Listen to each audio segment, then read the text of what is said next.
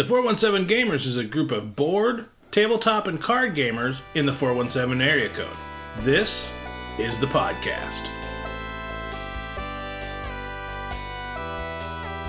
Welcome to the 417 Gamer Podcast, episode 32, the one with Ben and Fromage. In the four, Andrea and I discuss 4 events that we're looking forward to or have enjoyed in the 417 area. We talk playing our 10x10 challenge. We talk Texas Hold'em at Southbound Bar and Grill for the Green Valley School. We talk Missouri Comicon and all the wonderful guests that are coming here in February 15th and 16th. And then we talk about MoonCityCon badges selling on February 28th. In the one topic of the show, we review the simultaneous worker placement cheese-making game Fromage. And in the 7, Ben comes back on. This is his 3rd year doing our podcast with us in the New Year's, and he hasn't done the 7 questions because we just developed that thing this last year. So Ben sets down, whether he likes it or not, he's going to answer the 7 questions of the 417 Gamer Podcast. Let's get into the show. Welcome to the 417 Gamer Podcast. My name is Rick. And I'm Andrea. In the 4, we like to talk about 4 events, things we're looking forward to or enjoying in the 417 area. Let's talk about something that was we were talking about our New Year's resolutions in the last episode. We did. Playing our 10 for 10 challenge board. Yes. We have it set in stone. We have got Ark Nova, Lost Ruins of Arnak, Concordia, Wormspan, Trails of Tucana, Viticulture, Windmill Valley, World Wonders, Terraforming Mars, and Lords of Waterdeep. And the reason that we picked these particular games is that they are games that we love all of them. Yes, we do. But we hardly ever get them to the table because we're always playing the new shiny. We are. Or we're going out to game night. And these are all longer games that don't really fit into the get a game or two in on a Thursday night at Meta. So maybe we concentrate on one crunchier game on a Thursday night, or when we have friends over on a weekend, maybe we try and pull them a little further down the rabbit hole and play something a little heavier than what they used to.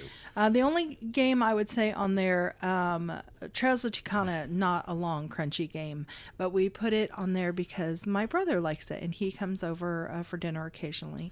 So we put it on there. We've got 2 friends, your brother, and we have a friend that comes over fairly frequently. And Ethan. He kind of voiced the interest in Terraforming Mars and our Lost Ruins of Arnak. I'm like, hey, here's some games we're thinking. He's like, those all sound great. And they're also games that we have acquired expansions for that we hadn't incorporated into. So we put them on there so we can play them with our expansions. Yeah. As a matter of fact, 1, 2, 3, 4, 5, 6 of those had expansions that we wanted to incorporate. No, 5. I think you're cutting it short. So let's go down the list. Ark Nova. We have not only the Oceanic expansion we've already put in there, but we got the new maps. Yes. So we already did that on our first play this year. Yep.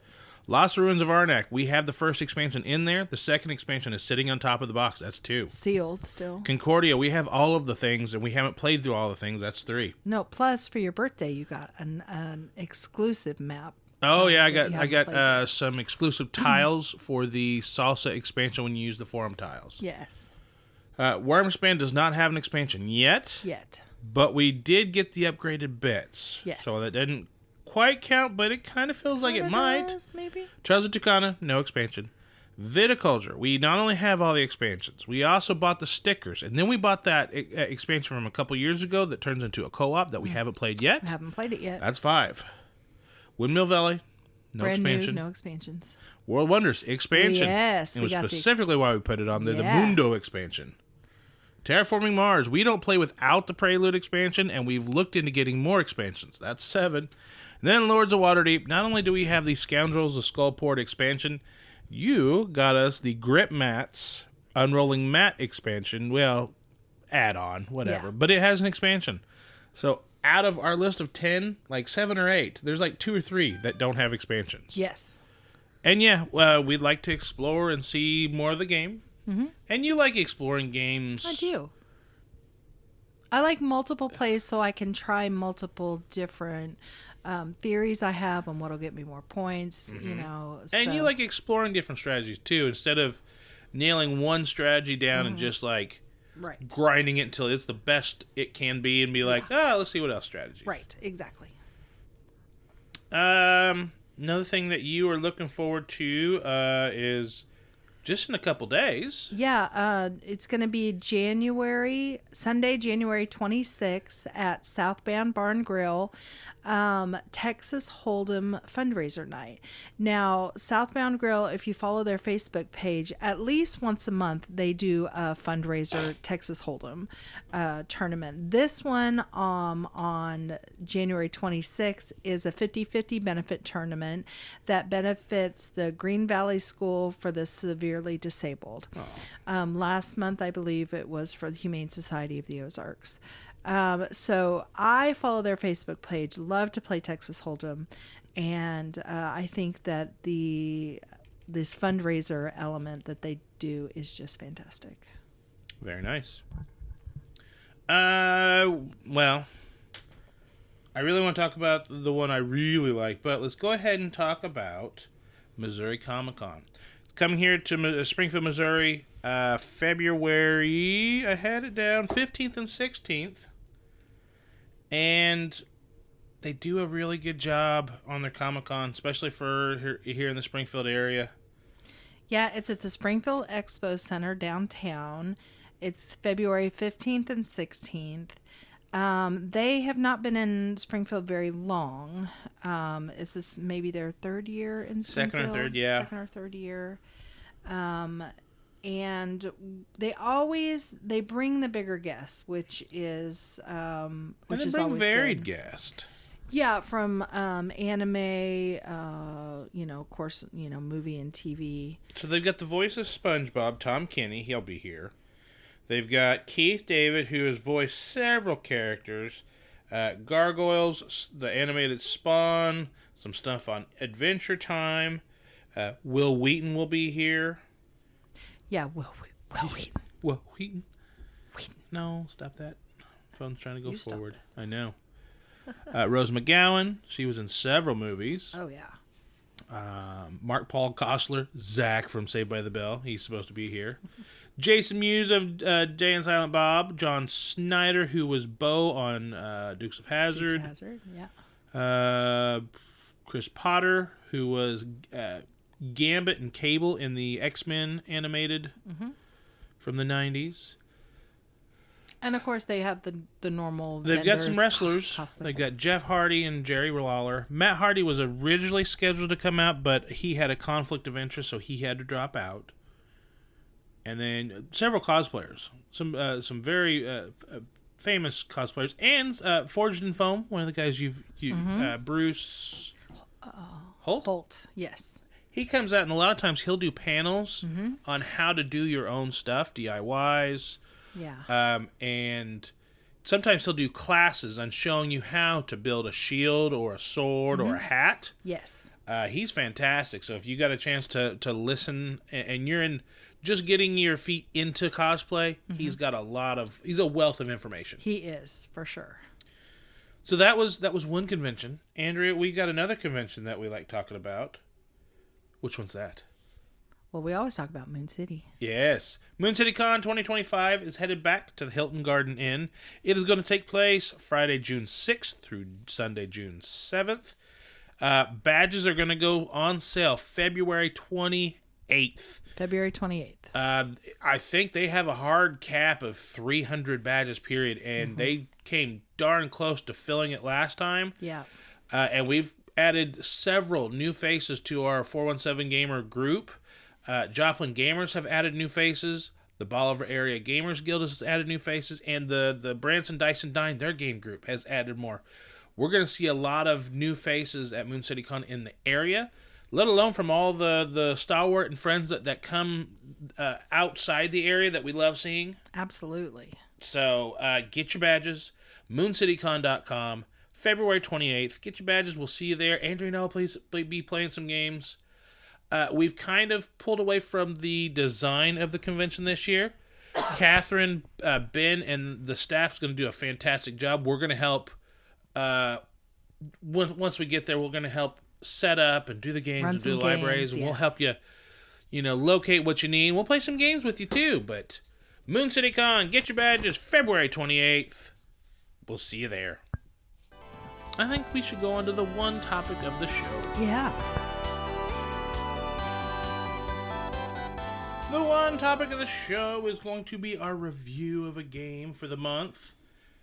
Andrea, what is our game of the month? Fromage. Fromage is published by Road to Infamy Games, R2I. Designed by Matthew O'Malley and Ben Rossett. It came out in 2024. We kickstarted it. You kickstarted it. Well, yeah. It is a worker placement with timing elements. You are cheesemakers in the early 20th century, making, aging, and selling your cheeses. Become the most prestigious cheesemaker in all of France by running a highly successful creamery and crafty, exceptional cheeses. So, Fromage is a simultaneous worker placement game where you place your workers all out at the same time. Mm-hmm. There are 4 quadrants, so this plays up to 4 players. There is a center area to get resources. There's an outer area to place to make your cheeses. Then you have your own player board. Your player board has a spot for buildings that could give you another spot to either go or augment some of the actions you take on the board or give you end-of-game scoring. Yes. There's a pasture for you to put your livestock. There's 4 milking stations where you can place your livestock to make extra cheeses. Mm-hmm. And then there's a spot at the bottom for your fruits that can either be made shoved into cheeses for fruited cheeses or mashed into jams for cheeses filled with jams. I haven't eaten a whole lot of cheeses with fruits in them, but we've had a few lately. Yeah, and some goat cheese with cranberry and such. Yeah. Like I said, we have the Kickstarter version, and I really like it. And I'm looking at some of the online, some of everybody's, some inserts and stuff. I'm trying to find the retail look.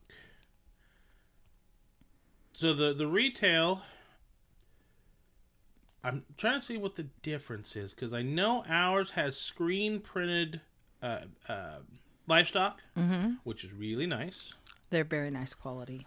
Our fruit. There's 3 different types of fruits. There's strawberries, blackberries, and blueberries. They're all basically identical in function, mm-hmm.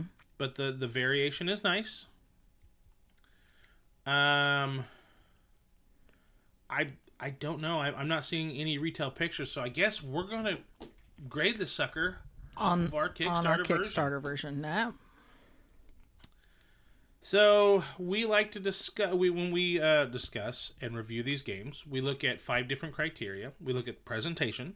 How does it look on the shelf? How often do you want to pull it off? Because sometimes a pretty game on the shelf will at least get pulled off and looked at a little more frequently than one that's kind of bland. It's true. How does it look on the table? Is it inviting for you to play it? And how many people come by and go, ooh, what's that? Yeah. Components and rulebook. How hard was the rulebook to get by? How nice are the components? Gameplay. How well does it play? How easy is it to teach and learn? How intuitive is the gameplay? And do you like the gameplay? Mm-hmm. The theme. How well is that theme incorporated into the game? Does it feel like an abstract, or does it feel like you're doing the thing the game is trying to invoke? Yeah. Or does it feel like you're just trying to push points? Yeah. It factor. How much do you really want to play this game? So to start off, Andrea, presentation for Fromage. What do you think of the presentation? The presentation is excellent. The board is fantastic. I give 18 thumbs up for this board. It spins. Mm-hmm. It has slide-in inserts so that the board changes depending on how many players you have, mm-hmm. And they're double-sided. And they're double-sided, so you're not always playing the same board all the time. Fantastic. Yeah. The little cheese wedges fit into the slots very nicely. They're nice plastic. No, the cheese wedges are wood. And your little person, you get 3 workers, a white cheese, a blue cheese, and a green cheese. Yellow. Or not yellow. Yes, not a green cheese. You don't want them green cheeses. No. So, and then you slot your worker, depending on what color cheese it is, over your cheese wedge. And then you rotate the board, and when they're facing you, they come back to you. I've never seen a game do something like this before, and how high of a score can I give this thing? Mm-hmm. You know, that's what I'm going with. 5 out of 5. 0 to 5. You give it a 5 out of 5. I am. I just can't say enough good things about the components of this game. Only because we have so many games, and I know what everything is. I'm at a 4.5, but I agree with almost everything you said. Mm-hmm. The box is different art from anything else that we have. Yeah. It's kind of pastel colors, so it pops. It's easy for me to locate on the shelf when I want to play it, and it also pops out when I'm not looking for other stuff. Yeah. So that goes in its favor. The round board is very nice. My only little quibble with the round board is ours does not seat flat. So when you put it together, and I guess that's more towards components and rulebook. I'll bump this to a 4.6. Why, let's quibble just a little bit. Better than a 4.5, but 4.6, I really, really like this. For me, it doesn't grab my attention like a Scythe or like, I think River Valley Glassworks has some really nice eye candy to it. Yeah, but it doesn't have a giant board that spins. That's true. But yeah, 4.6 really feels where this game is for me on presentation. Okay. Then we look at components and rulebook. This is where I'm going to have that little quibble. Yeah. Our round board, whenever it connects, it lays on its mat, it kind of... the center points kind of peak up. So when you put the board together, then you also have this little square you put on top that is randomized, and that's how you're going to get resources in the game.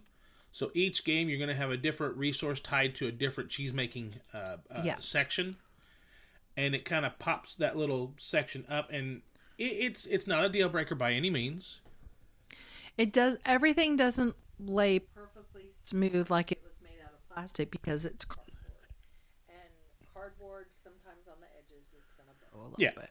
So it's one of those deals that if like you are the people that...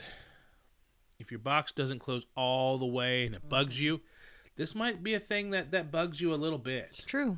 But read the rulebook. Rulebook's not hard to get through. It's pretty nice and easy. Ben Rossett and O'Malley have been making games for a while, and I'd have to go back through. I think Between Two Cities is one of theirs. And I think Between Two Castles of Mad King Ludwig is a marrying of their game and somebody else's. But I like the cheese wedges. Those are nice.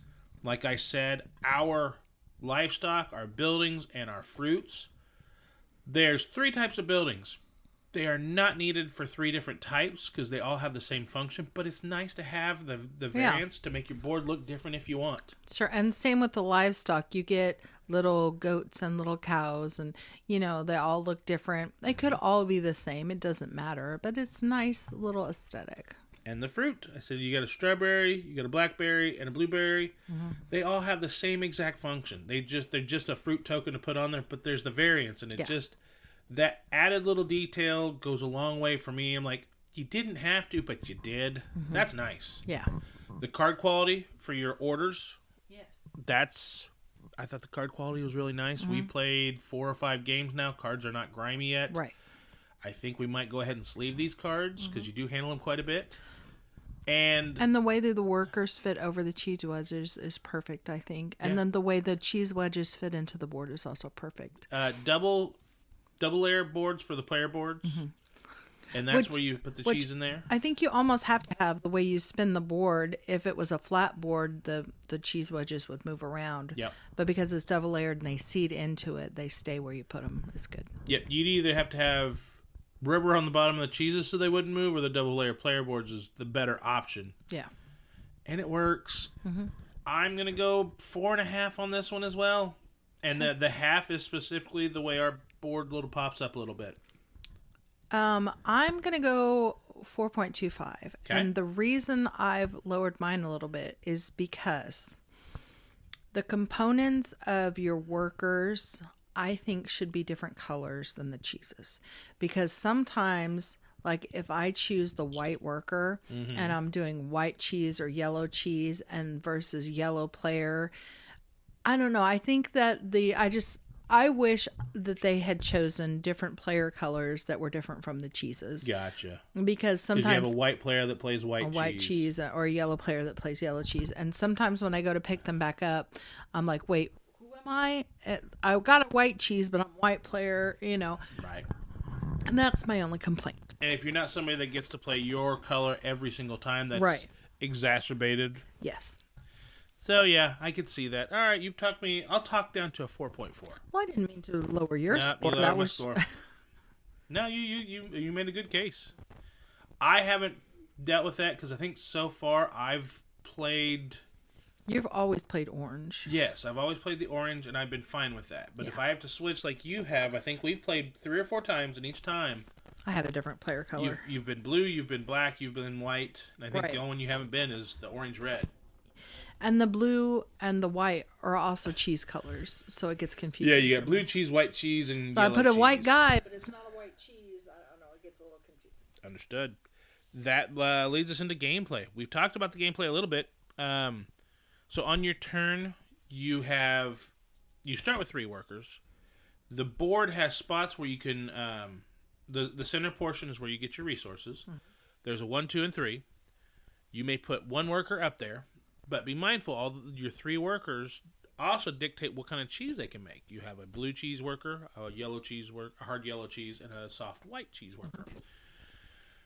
When you take one of the workers to go get your resources, they're not going to be making cheese that round. Right. And how many resources you get tells you how many turns of the board until you get that worker back.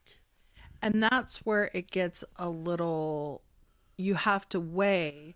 how many turns you're going to lose that worker for versus the reward you're getting for it. Yeah, how bad do you need the cattle? How bad do you want the buildings, the fruit, the order cards? Right. So, because like if you have a choice of getting 1, 2, or 3 cattle, the 1 cattle you get your worker back next turn. 2, it takes 2 turns to get back. 3, if you get 3 cattle, it takes 3 turns to get your worker back. And there's a lot I could have done with 3 turns. How bad do I need 3 cattle? Yeah. So but that's just any game, Yeah. But the next portion is where you make the cheese. That you may place 1 worker to make a cheese, and once again, it depends on if you make a bronze-plated cheese, a silver-plated cheese, or a gold-plated cheese. Yeah, the plate your cheese goes on also factors into your scoring. Yep. And that will, a bronze-plated cheese, you'll get back the very next round. Silver, 2 rounds. Gold, 3 rounds. And that comes into your order cards. You have to serve up an order. It comes not only cheese, but the plate color matters as well. Yeah. Then your player board. If you've built the correct buildings, you might have a 3rd space to place a worker to get a resource. Mm-hmm. Every player board does come with that option, but you have to build it to be able to use it. Yep. But each one is different on the base boards. Now, once you play it a few times, they have some building tiles to then draft and use in place of what you have on your board, which we haven't actually touched that yet. Not very much. But it looks pretty intuitive. I mean, it's similar to what's already on the board. Yeah. And I'm interested to investigate that one a little further. Right. But we got pressed for time for the holidays, and we played this as much as we could before the review, and we wanted to get a review, and this is the one that we've played enough to where we're like, we kind of know where we are with this. Yeah. And I think the teach is it's a pretty easy teach. It's not bad. I'd say it's a midweight game. Yeah, lighter midweight game. I would say upper lightweight game, because I think I could teach this maybe not to brand newbies, but if you've played at least Ticket to Ride and Splendor with us. Sure. I think we could throw you into Fromage and get through it. After you get 1 to 2 turns of the board in, I think you have an idea of what you need to be doing. Right. Plays in about 45 minutes because everybody's taking simultaneous turns. That is a plus, in my opinion. Much like what's Planet Unknown. You're placing your pieces all at the same time. Yep. And you're not competing with anyone else that turn. Now, if a worker rides around and comes into the section that spins into your area and is taking up a spot you might want. Yep. But you could have just flicked that worker out of your way. So gameplay, I'm at a 4-4 here too. It's really good gameplay, easy teach, easy learn. I'll give it a 4.25. Okay. That brings us to theme. I think the theme's there. Oh, there's theme all over. There's cheese all over this board. Yes. This one I'm putting at a 4.75 because I've seen other rotating board games, but the actions and how you're doing them and why you're doing them make sense for the theme of this game. Yeah. And and you know how critical after we play a game, I look at it, I'm like, oh, what about this? Is it going to... And I've been critical on how much and how long are we going to like this game. And then one of our friends, Catherine, was like, just don't think about it. It's a 45-minute game. She's like, just enjoy it. This isn't your normal worker placement that takes 90 minutes to 2 hours. Right. She goes, that you might be a little more critical of, does this have a lot of depth? But she goes, in a 45-minute game, how much depth do you really need? Right. And she's right. So... For theme, I'm in a 4.75 for a 45-minute game, worker placement, simultaneous actions. It's got cheese everywhere. I like cheese. So and worker placement. And worker placement.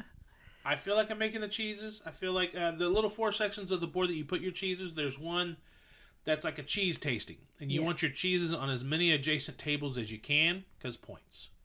There's another one that's called the fromagerie, and that's where you're putting cheeses on the different sales boards because you want points. Each different shelf gets you points. Yeah.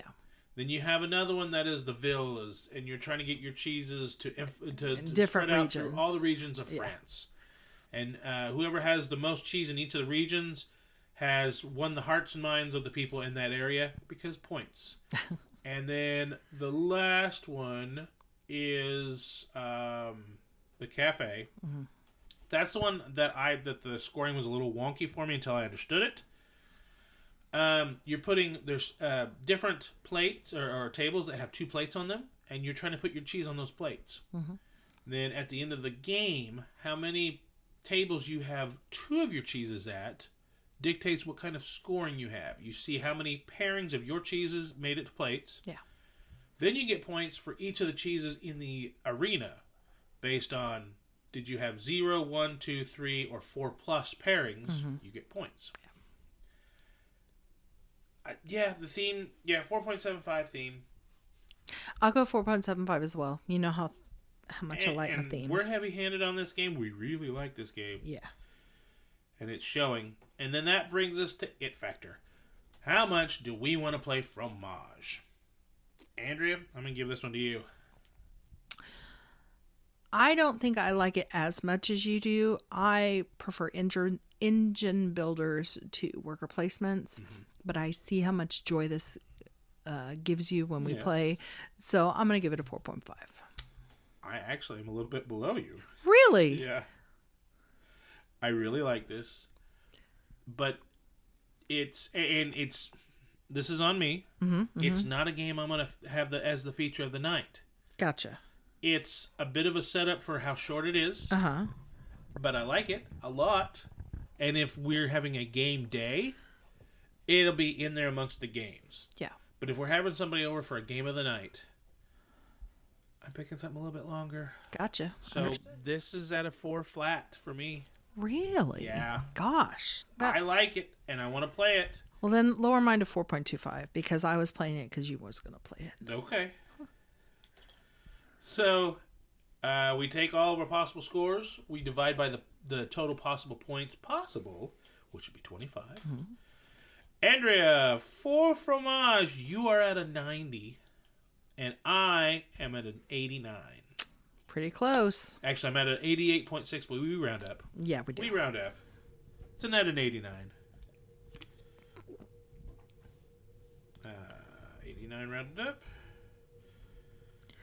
Pretty high score. I think so. That's Fromage by Ben Rossett, Matthew O'Malley, published by Road to Infamy Games. Andrea, that was our one topic of the show. I think maybe we have Ben back on because he hasn't done the 7 questions. Oh, I want to hear those. Do you? I do. All right, let's go to the next segment. The 7 in the 417 Gamer podcast is our 7 of a given category. Ben, we talked about the best 7 games of 2024, but now we're in episode 32. And you've been on twice before. Yep. And we just started doing a thing recently where we do the 7 questions of the 417 Gamer podcast, and you hadn't had to do it yet. No. It's crazy. I know. So, here's the 7 questions. Oh my. Number 1, what is the earliest game you remember playing, and what was your first hobby game? So, first game earliest. Obviously, growing up, born in 93, so I would say earliest game that I can remember playing with family would have to be Monopoly. But hobby gaming picked up for me more in college, where first year I was introduced to Magic the Gathering. But the first actual hobby game that I played, which might come as a surprise to you, because I did like playing it at the time, was Arkham Horror. My floor of college mates, we played that game. More than a few times. I think Catan was more of the game that got played the most often. Sure. So I think the 3 games I remember playing in college were Arkham Horror, Catan, and then funny enough, Kingdom Builder. Which I kind of grown out of, and I feel like I've talked about that previously. Yep. So yeah, that's about as early back as I can really recall. But I didn't really start collecting games until about 2017, 2018. So, yep, that's how far back we'd be going. That's 2011 when that all started. Right on. Number 2, what color do you prefer to play as? Gonna laugh. I prefer playing blue, Yeah, but unfortunately, I know too many other people who prefer playing blue to the point where if I play blue, then something somewhere along the line gets messed up because somebody starts moving my pieces around. Yeah, doesn't City have 2 colors of blue? Like a light blue and a dark blue? No. It has a. What did we play recently that had dark blue and light blue? Because SETI has orange, gray, purple. Yeah, it was this week we played it. What did we play this week? Don't know. Yeah, 2 shades of blue. That's I look at my pictures. We could look at the Everdell collection, which has multiple shades of blue that I still need to finish stickering. Was it Fromage? No, Fromage has orange, red, blue, and black. We'll look it up. Oh, Windmill Valley. Windmill Valley has a light blue, a dark blue. Oh my gosh. That's What else? I don't know. I didn't think. Orange and black. Okay. Yep. Number 3, do you prefer to play solo, 2-player, or multiplayer games, and which do you actually get to play more of? I definitely prefer multiplayer. I do like my 2-player games, but I kind of like that for more quiet evenings sometimes. But I prefer my multiplayer games, and I think it's definitely indicative of my BG stats. Let's see, last year my number 1 player count was 3 players. I do like playing 3 players because especially since I'm teaching a lot of new games, 3 players is a good spot for teaching and time. Yeah. I think I do like playing long games, but when it comes to Thursday nights, time is a huge invaluable resource to a lot of people in our community, and so sticking to 3 players, especially when teaching, is kind of a positive. And if we did that more, we'd get more games played. Absolutely. Because we've talked about this before. We get 20 to 30 showing up in the wintertime. Yeah. And like 15 of us have a bag of games. Yeah. But if we break into 4s, 20 people, that's 5 tables. Yeah. Only 5 people's games are getting played, not 15. Yeah. But Yep. Number 4, how many games are in your personal collection? Estimate if you have to. According to good old BG stats, it says I own 288 base games. It's probably closer to 290 because I'm realizing that there have been a couple of games that weren't added in the collection. Funny enough, Ginkopolis wasn't listed as the collection, and I had to add it during the podcast because I was like, I have Ginkopolis. I know. You do not. Yes, I do. I looked up the play and I was just like, why can't I find? Hang on, and it said I didn't have it in the collection. But yeah, so we'll just round it up to a nice 290.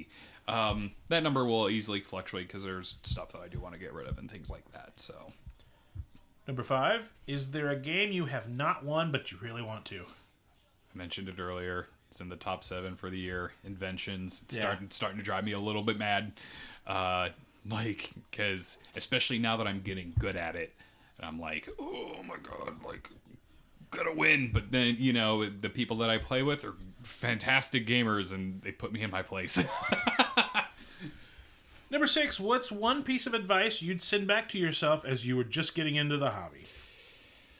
Oh, man, I do not. I thought about this one, and this was a genuinely hard question because I really got into the hobby more when I lost a majority of my group that I hung out with. I used to be in a band that was a really big part of my life, and then when I stepped away from that and a lot of that kind of fell apart, it was, I think, a year later. 2020 is when I started showing up with the group, and because I can't, I could cop out and say like, oh, be open-minded, but I kind of had to be when I started, because I didn't have anything, and I will never forget my first plays with the group. I played a couple times beforehand, but once I really started going in 2020, my first games played, and these were back-to-back weeks, is Catherine introduced me to Bruges, and I won both times. I'm still proud of that. She, however, insisted jokingly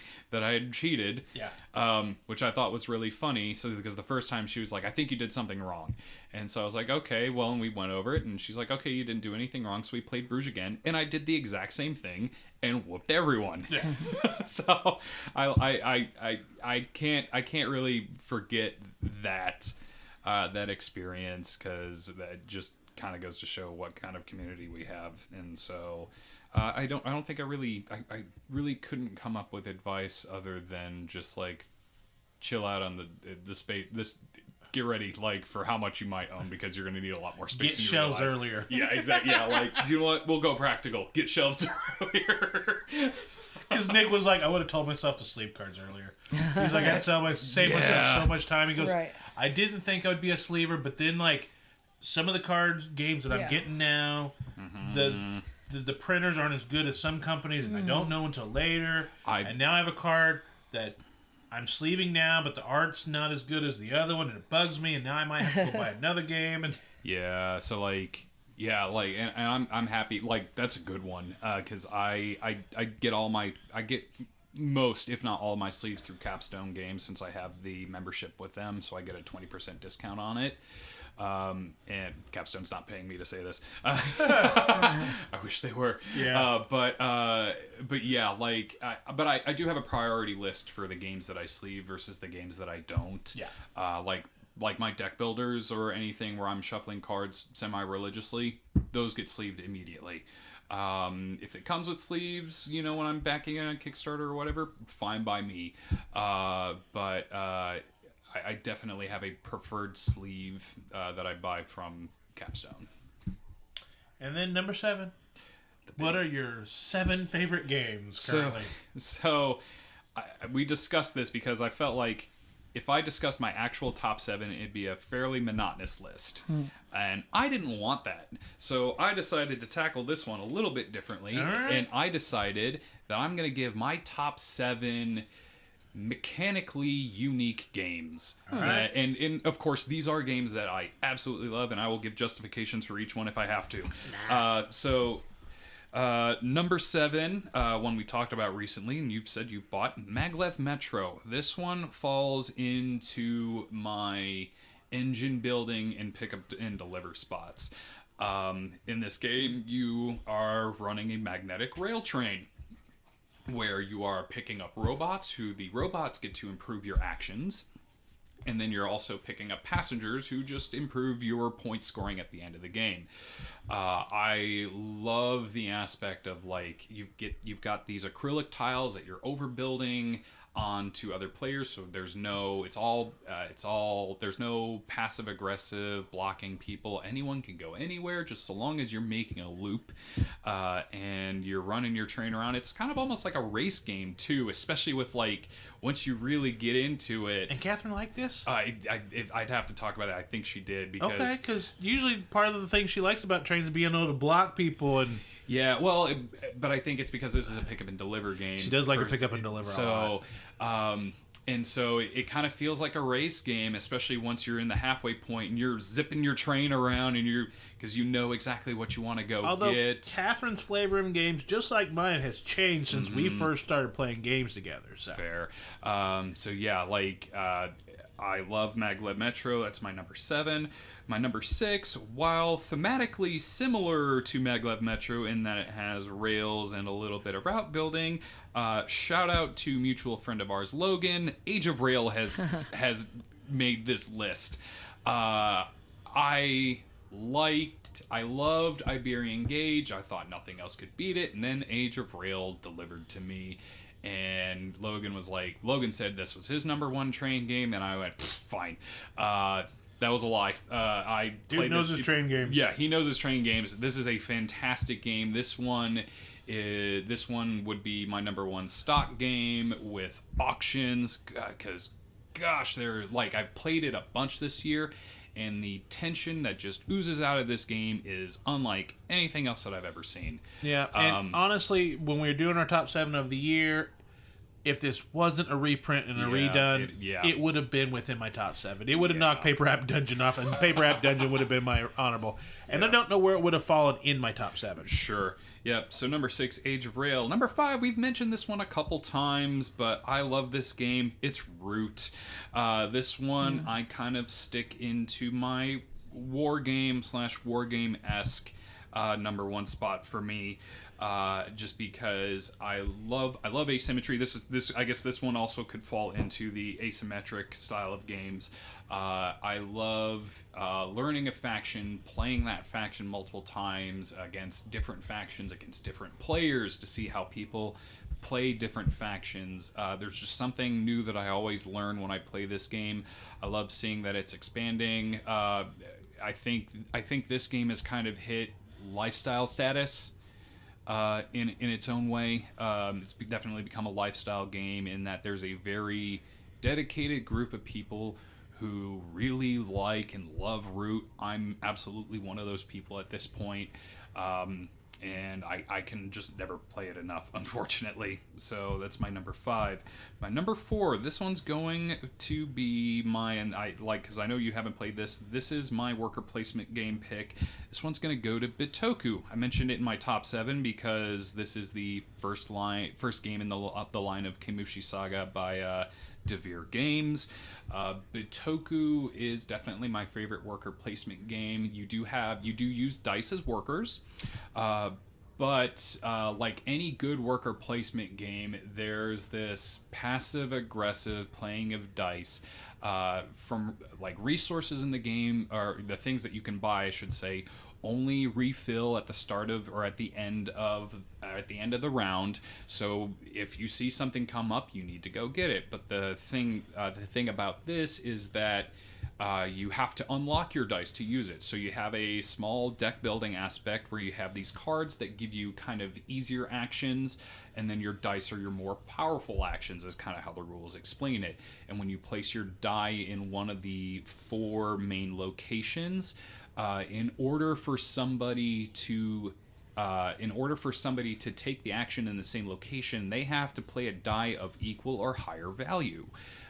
So especially at the end of the game, when it's like, when you have a 6, you just play it. Because you want to be able to lock somebody out, if you could, of certain actions, because you then want to try and monopolize on that location. huge point salad game hitting levels of Feld that I didn't even think were possible. But Bitoku, easily my favorite worker placement game, and I had a hard time thinking of that one. Number 3, this one is the only one that's going to share with the top 7 for the year. This one's going to go to the Imperium series of games. I've already talked about it. It's easily my favorite deck builder. Definitely easily my favorite Civilization style of game. It's Civilization themed, I should say. But it has resource management in it. It has great player interaction. So many different things you can do. Like I've mentioned, you can have a collapse ending. I've only seen it once, and I had to be really aggressive to get it done. But I was proud of it, and I'm probably never going to repeat that. So I got everything to collapse. I'm proud of that. Yep, exactly. I mean, I had to play off so much unrest. I had to play off the greed of the other players because someone was getting greedy. And I counted it up, and I was like, if he can get it to just 5 unrest in that stack, I will just end the game. And that was exactly where he got it to. And I was just like, yes. Number 2, this one was a toss-up. Oh, my gosh. I think I'll just throw it out there. I put Age of Innovation, but this could also share a spot with Marrakesh as my action selection games. Yeah. Because Marrakesh is just solid. I played it again recently, and I was just like... You like Terra Mystica. I love Terra Mystica. Gaia Project. So the thing about Gaia Project, I didn't like Gaia Project. I thought you did. No, it's kind of funny, because a lot of people are like, they either really like Terra Mystica and not Gaia Project, or they really like Gaia Project and not Terra Mystica. I definitely prefer the tightness and the more aggressive land grabbingness of Terra Mystica and Age of Innovation. I give it to Age of Innovation because there's a lot more to it, and I think that's just where I'm at in my gaming career at this point. There's a lot more to that. It's just more game. And so number 2 toss up between Age of Innovation and Marrakesh is my action selection. And my actual number 1, and I can still give unique considerations for it, is Dead Reckoning. It's a pirate game. It's a 4X game. Like, it doesn't really have a tech tree, but a friend of ours, Matt, said, he's like, no, like, the tech is your cards. And I was just like, oh my gosh. Like, yeah. Like, Dead Reckoning, just for me, as a game, just has it all, somehow. It's getting more expansions. Like, I just love that, like, you set it up, and the game just says, go be a pirate. And you do, and you can be whatever kind of pirate you want. If you want to be, the Luffy from One Piece, I'm sure you can make that happen. You'll just have to make some justifications for your card choices along the way. But it's like, do you want to be aggressive and fighting other players throughout the game? Do it! Sink somebody. It's awesome. It's a great feeling when you sink somebody for some reason. Yeah. You want to just own a bunch of islands and just have them produce money for you? Do it. That's a hard strategy, though, because that requires a bunch of different things to line up for you together. But I imagine you can make that work. There's so much to do, and then you put in the saga expansions, and next thing you know, there's these stories that are being told where if you play with the same people, they'll kind of know where you are in the story. But even if you fold in somebody new who hasn't played before, you can tell them, hey, here's what's going on. Ben's trying to fight a kraken. He's got this special trident, and boy, he started calling himself Captain Ahab because he is hellbent on getting that stupid kraken. Yeah. Like, every time I play to it, it just re-justifies itself as my number 1. Yeah, Dead Reckoning, easily. And I like John DeClaire as a designer, but yeah, you do. I don't think anything, I do too. I don't think but anything's not as going much to as top you this do. game. Yeah, nothing. It's like, hey, I like John DeClaire, and you're like, no, I like John DeClaire. I gotta get you to play Edge of Darkness because I feel like you would like it because it's another card crafting game. Okay. But it's shared deck builder. Now then there was the one that's reverse. No thanks. That. Empire's End. Yes. I do like that one. Oh, I do too. But it is really rough for those that aren't ready for that game. You got that hey, right. You got 12 properties. You're not going to have 12 properties when we're done. Yeah, exactly. So, but yeah. Bless their hearts, some of them even played it like 3 times with me, and they're like, Do we really want to play that again? I'm like, I do, but if you don't, that's fine. And here's the fun thing about that. You can get the space sleeves for those cards. Yeah. Because they're the exact same size. The only problem is that they don't fit in the inserts. So before I sleeve them, I'm figuring out how I want to actually do that box, because I would love to have those cards sleeved, and I know that I can do it. So, but yes, that's my top 7. Not my actual top 7, but trust me, like, you asked me about these games, and you will probably get nothing short of what happened just here. So, well, Ben, it's another year down. Oh no. We'll probably see you next year. I would for the hope best so. games of 2025. I can't wait. All right. Thanks for coming on. We'll see you next time. For everybody else, we'll see you on the next episode of the 417Gamer podcast, which should drop February 10th. I think we're going to talk 2-player games. We've been putting that off. We did the first year we did this podcast, we did our favorite games that play well at 2. And then last year we did our favorite double date games. And I think we'll do our favorite 2-player games. Who's going to be our guest? We're talking with some people. Who knows? But until then, guys, we'll see you next time. Bye. Bye. The 417 Gamer podcast is recorded and produced by Andrea and Rick Bagwell. The intro music we use, Kind, Gentle, Beautiful Person, and the outro music, Making Up for Last Time, was created by Origami Replica. For links to our show notes, music, and guest links, head over to our Facebook page at facebook.com/Hobby Gaming Network. Until next time, keep gaming in the 417.